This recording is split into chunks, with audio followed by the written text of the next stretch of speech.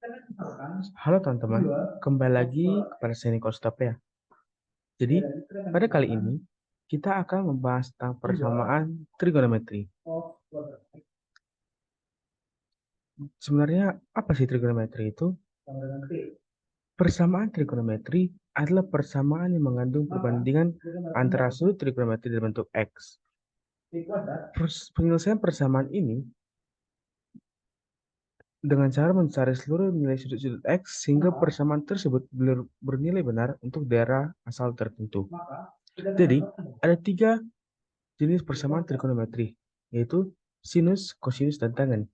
Jika teman-teman melihat ada soal yang memakai kotangen, kosekan, dan sekan, teman-teman itu dapat mengubahnya ke dalam bentuk sinus, kosinus, ataupun tangen. Sinus adalah perbandingan sisi segitiga yang ada depan sudut dengan sisi miring segitiga tersebut. Dan kosinus merupakan perbandingan dari sisi segitiga yang terletak di sudut dengan sisi miring. Sedangkan tangen merupakan perbandingan sisi segitiga yang ada depan sudut dan dengan segitiga yang terletak di sudut tersebut, atau kita biasa sebut dengan samping.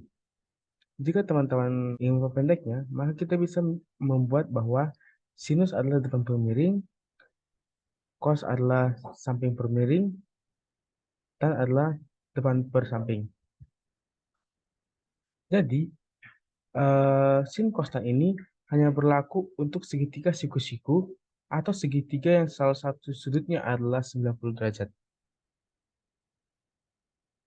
Kita ketahui sejak dahulu bahwa sudut istimewa merupakan sudut dengan perbandingan trigonometri yang dapat ditentukan nilainya tanpa menggunakan tabel ataupun kalkulator, yaitu 0 derajat, 30 derajat, 45 derajat, 60 derajat, dan 90 derajat.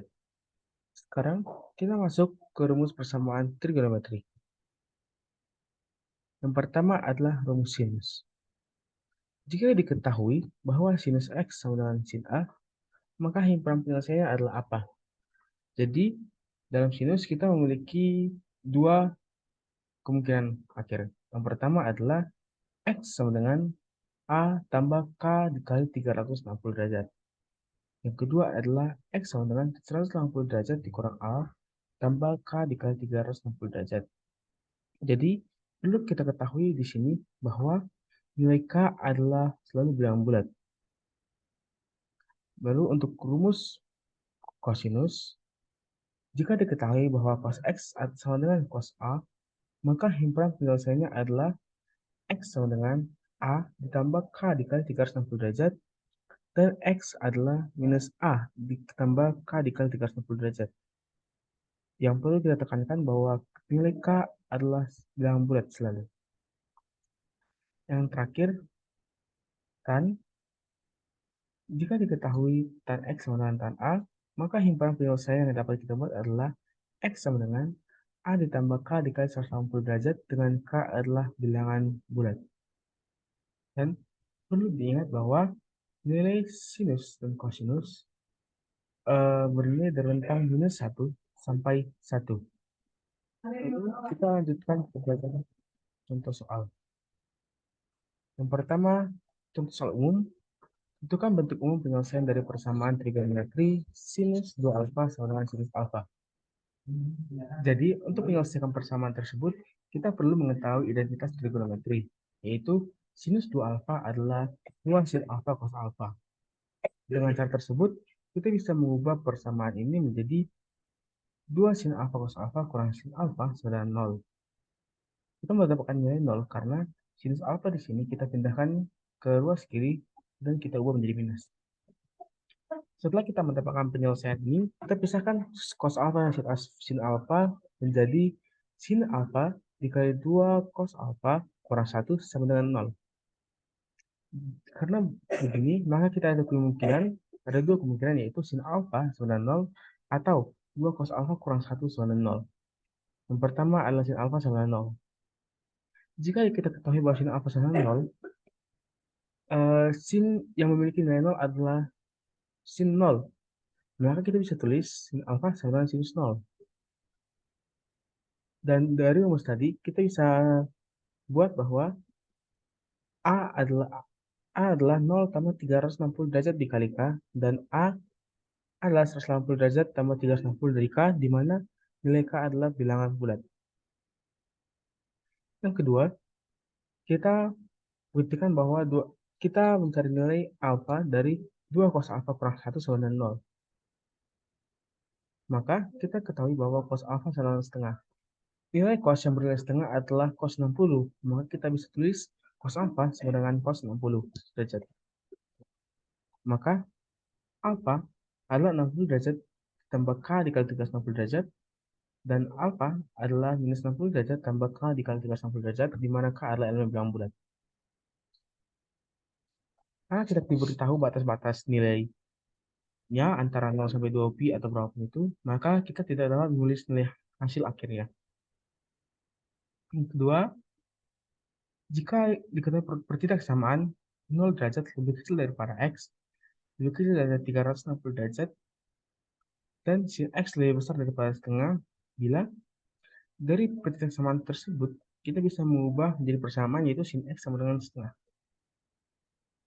Lalu kita ketahui bahwa nilai sin yang bernilai setengah adalah 30, maka kita katakan bahwa nilai sin X sama dengan sin 30.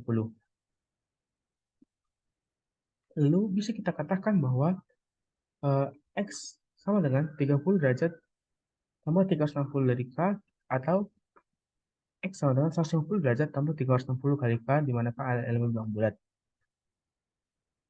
Lalu kita cari batas-batasnya menggunakan